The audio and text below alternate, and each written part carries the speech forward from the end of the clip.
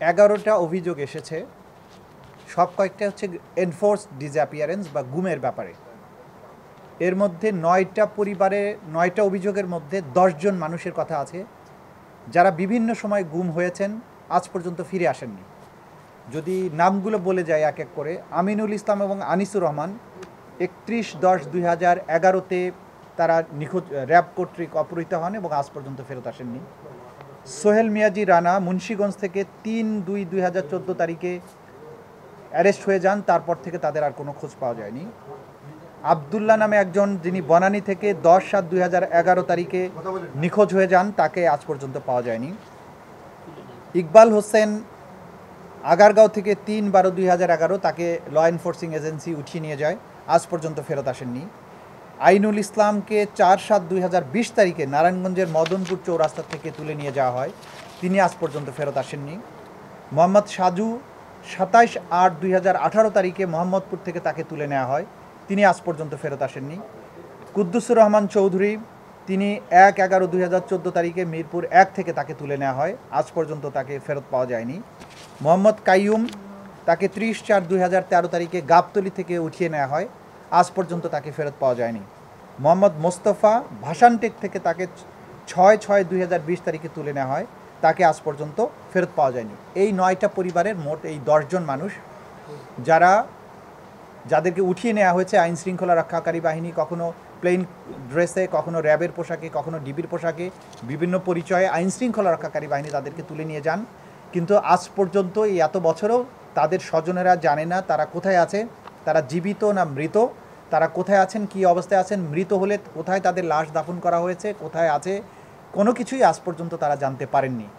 তারা গুমের শিকার পরিবারদের আরেকটি সংগঠন আছে, বাংলাদেশ গুম পরিবার, এই নামে তারা একটা সংগঠন করেছেন। এখানে আমাদের কাছে তারা একটা তালিকা দিয়েছেন, প্রায় এখানে 64টা ঘটনার, গুমের ঘটনার তালিকা আমাদের কাছে তারা দিয়েছেন, যে এই পরিবারগুলো একত্রিত হয়ে তারা বিভিন্ন জায়গায় এই গুমের শিকার ব্যক্তিদেরকে ফেরত পাওয়ার জন্য নানান জায়গায় ধর্ণা দিচ্ছেন।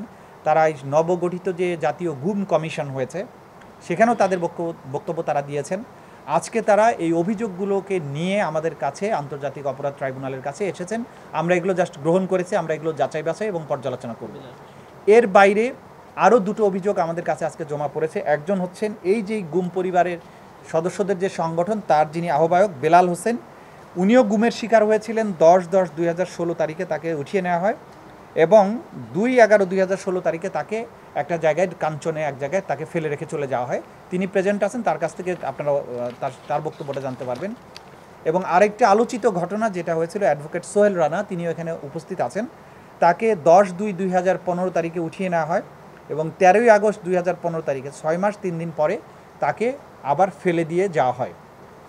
তার মানে এই যে 11টি পরিবারের ঘটনা আমরা বললাম, 2 জন মানুষ ফেরত আসতে পেরেছেন আর বাকি 10 জন আজ পর্যন্ত ফেরত আসেননি। এই যে অপরাধগুলো সংগঠিত হয়েছে সেগুলোর ব্যাপারে অভিযোগগুলো আমরা পেয়েছি। যেহেতু এগুলো আমাদের এই আন্তর্জাতিক অপরাধ ট্রাইব্যুনালের আইনের অধীনে এনফোর্সড ডিসঅ্যাপিয়ারেন্স একটা অপরাধ হিসাবে গণ্য, সেই হিসাবে আমরা এটা পর্যালোচনা করে দেখে যথাযথ আইনগত ব্যবস্থা গ্রহণ করব। হ্যাঁ, 11টা অভিযোগের মোট 12 জন ব্যক্তির ব্যাপারে তথ্য আছে। আসামি সম্পর্কে এত ডিটেল বলা সম্ভব নয়, এখানে তা বিভিন্ন জনের নাম তারা দিয়েছেন, সবই ল এনফোর্সিং এজেন্সিস বা কিছু কিছু ক্ষেত্রে কোনো লোকাল পারপিট্রেটরের নাম হয়তো পাওয়া যাচ্ছে। এইটা এখানে না, সব জায়গাতেই প্রধানমন্ত্রীকে ওনারা অভিযুক্ত করেননি, সেখানে র্যাবের প্রধানকে করেছেন, স্বরাষ্ট্রমন্ত্রী করেছেন, পুলিশের প্রধানকে করেছেন, এরকম করেছেন। কিন্তু এগুলো তো আমরা যাচাই বাছাই সাপেক্ষে দেখব, দেখে আমরা যথাযথভাবে যেটা করা দরকার আইন অনুযায়ী সেভাবে আমরা সেটাকে ফর্মুলেট করব। দেখুন, আইনের মধ্যে বিচারের সুযোগ আছে, যে ক্রাইমস এগেনস্ট হিউম্যানিটি যদি হয়, মানে আমাদের আন্তর্জাতিক অপরাধ ট্রাইব্যুনাল আইনে কিন্তু সংজ্ঞায়িত আছে যে কী কী জিনিসের বিচার এখানে করা যাবে। তার মধ্যে একটা হচ্ছে যুদ্ধাপরাধ, একটা হচ্ছে গণহত্যা, একটা হচ্ছে ক্রাইমস এগেনস্ট হিউম্যানিটি, এরকম তালিকা অনেক লম্বা আছে। তো এই ধরনের যে কোনো অপরাধই যদি বাংলাদেশে সংগঠিত হয়, কোনো ভিকটিম এসে এইখানে বিচারের জন্য আসতে পারেন এবং আন্তর্জাতিক অপরাধ ট্রাইব্যুনালের তদন্ত এবং প্রসিকিউশন টিম যদি মনে করে যে এটা ঘটেছে, তাহলে এই ট্রাইব্যুনালে সেটা বিচারের জন্য উপস্থাপন করতে পারবেন। সেই হিসাবে এই যেগুলো গুমের ঘটনা হয়েছে, জোরপূর্বক আটকে রাখা হয়েছে, বা আদার অ্যাক্টস আন্ডার ইন্টারন্যাশনাল ল, আদার ক্রাইমস আন্ডার ইন্টারন্যাশনাল ল, এরকম সংজ্ঞার মধ্যে যে সমস্ত অপরাধ হয়েছে সেগুলোর ব্যাপারে অবশ্যই আন্তর্জাতিক অপরাধ ট্রাইব্যুনালের জুরিসডিকশন আছে, কিন্তু সেগুলো বিচারের জন্য যথার্থ হবে কিনা সেটা পর্যালোচনার পরে, তদন্তের পরেই বলা যাবে। তবে এখানে আসা যাবে, এটা আপনাদেরকে আমরা জানাচ্ছি। যেটা হচ্ছে যে ওইখানে নতুন যে সংশোধনী প্রস্তাব করা হয়েছে সেটা গুমের ঘটনাকে অনেক বেশি স্পষ্ট করে আইনের সংযোজনের কথা বলা হয়েছে, কিন্তু এছাড়াও আইনে বর্তমান যে পজিশনটা আছে সেইখানে কিন্তু জোরপূর্বক আটকে রাখা, অবৈধভাবে কনফাইনমেন্ট করা, অ্যাবডাকশন মানে অপহরণ করা, অপহরণ করে কনফাইন করে রাখা, এটা গুম যেমন যেটা হয়, তাকে অপহরণ করে নিয়ে যেয়ে আটকে রেখেছে, এটা তো গুম। কিন্তু এটাকে আরও স্পেসিফাই করার জন্য গুম শব্দটাকে ব্যবহার করে সেটা নতুন করে আইনের প্রস্তাবনা করা হয়েছে, কিন্তু সেটা প্রস্তাব না করা হলেও আগের যে আইনের কাঠামো আছে সে তার মধ্যে এই অপরাধগুলো পড়ে, সে কারণে এই অভিযোগগুলো এখন গ্রহণ করা যাবে। বিচার কার্যে চাপ পড়বে কি পড়বে না সেটা তো আমাদের বিচার্য বিষয় নয়। বিষয় হচ্ছে যে এই যে অপরাধগুলো সংগঠিত হয়েছে বলে অভিযোগ আসছে, এইটা এই ট্রাইব্যুনাল কর্তৃক বিচার্য এবং এই আইনের অধীনে বিচার্য, এগুলো সাধারণ আইনে বিচার্য নয়। সেই কারণেই অভিযোগগুলো এখানে এসেছে। এটার কারণে সিআরপিসির অপরাধের সাথে এটার কোনো সম্পর্ক হবে না বা প্রচলিত আইনের জন্য কোনো বাধা হয়ে দাঁড়াবে না। অভিযোগ আসলে ট্রাইব্যুনাল বিচার করবে, সেটা বিচারের ক্ষেত্রে সংখ্যা বেশি হবে কিনা, তার উপরে বার্ডেন হবে কিনা, তাহলে ট্রাইব্যুনাল বাড়াতে হবে কিনা, এগুলো রাষ্ট্রীয় সিদ্ধান্তের ব্যাপার।